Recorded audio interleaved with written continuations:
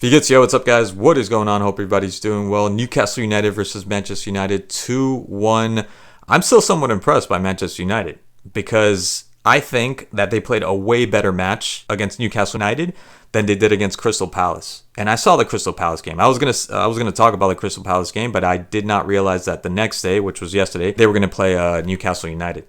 But let me tell you, that Crystal Palace game, Crystal Palace should have won that game. They were far better than Manchester United, especially in that first half. Oh my God, that was awful. That was horrific.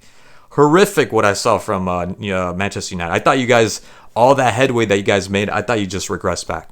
I thought you guys went all the way back. But you ended up getting that second goal with Šeško. Amazing goal by Šeško, the header. Did not see that come. I didn't know he had that in him. Things are looking pretty good for Šeško. And of course, who other than nobody else but Bruno Fernandes with a beautiful assist. And he had many assists in this game against Newcastle United. And just these players, man. Lenny Yoro, Mbuemo, Cunha. Come on, man. Cunha. Look, Newcastle United, look, I don't want to take anything away from Newcastle United, especially that second goal from, William Osula. Amazing goal. Amazing goal. And I think Malacia, Maguire, and Lamens could have done a lot better. But that was such a great goal. So I don't want to take anything away from Newcastle United. But I think it's a little somewhat deceiving because they looked amazing in that midfield. Who was it? Tonali and Joelinton. Joelinton was a demon. It was just stealing balls. They looked so good going forward with Gordon and everybody just joining in.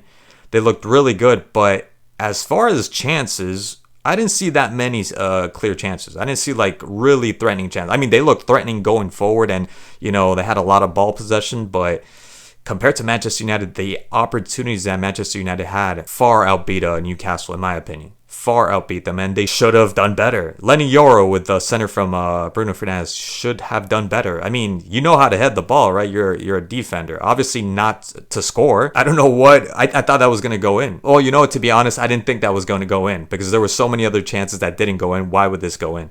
But that should have gone in. Lenny Yoro opportunity should have gone in. Then you have the Cunha in the 6th, 7th minute in the beginning. Again, Bruno Fernandes sets him up perfectly. And he loves those kind of balls coming in at like an angle perpendicular to the goal. I don't know. He went too fast for his own good or what, and he just fell over. Like open shot, no pressure. That should have been a goal. That should have been a goal. And I've seen Cunha shoot some really good long distance shots, especially from that angle. It was set up so perfectly. And I think he was inside the box of all things. That should have been the 1-0. And just because it's the first 10 minutes, it's not a big deal. We're going to have another, other opportunities, which they did, but you got to score. This was on United.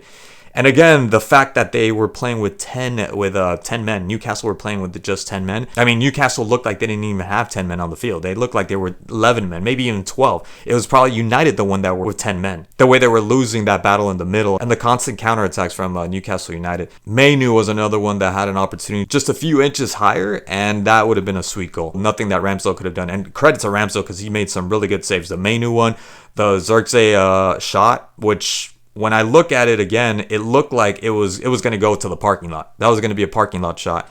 And he ends up getting a really, really good hand to it. But Xerxes too. Xerxes couldn't believe that he ended up shooting the way he did. So there were so many opportunities. And Mbuemo after the Cunha gets past Trippier. Like Trippier's not even there. He gets past him so easily.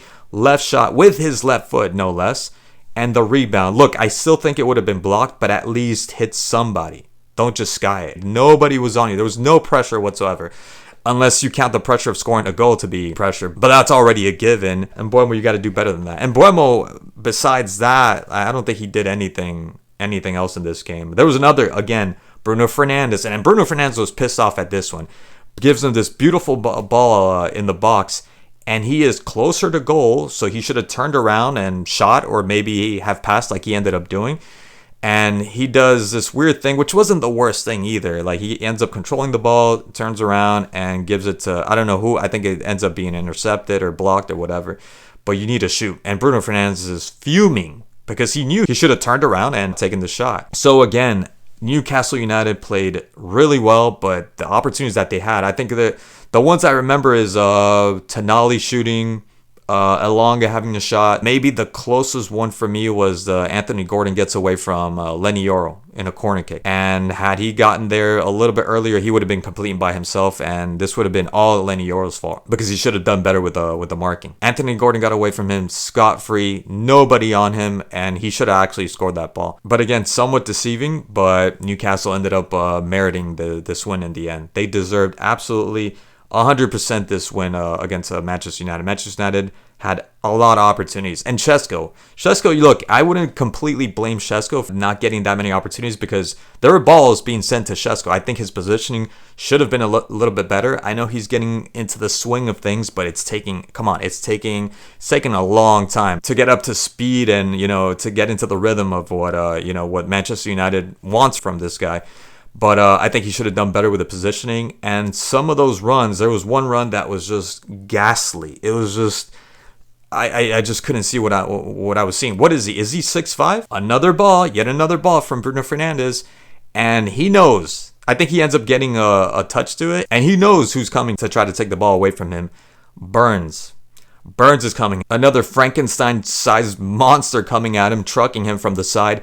And what does he do? He just completely just goes limp and lets Burns and he was looking for the foul. It was like he was afraid to go shoulder to shoulder with Burns. And he's a big guy. What is that? As a number 9, to go limp all of a sudden because you see some guy that's a bit taller than you. You're 6'5". What are you afraid of? That right there, that needs to be called to his attention. Someone needs to tell him that. Carrick needs to tell him that. How could you just cower like that?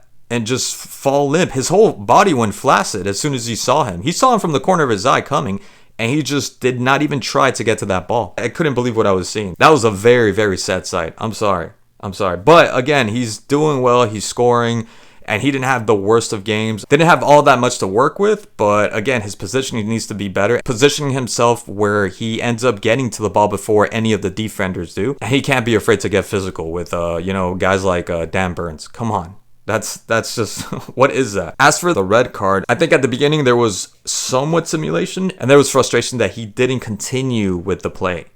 And kind of after that point, he was already kind of falling down.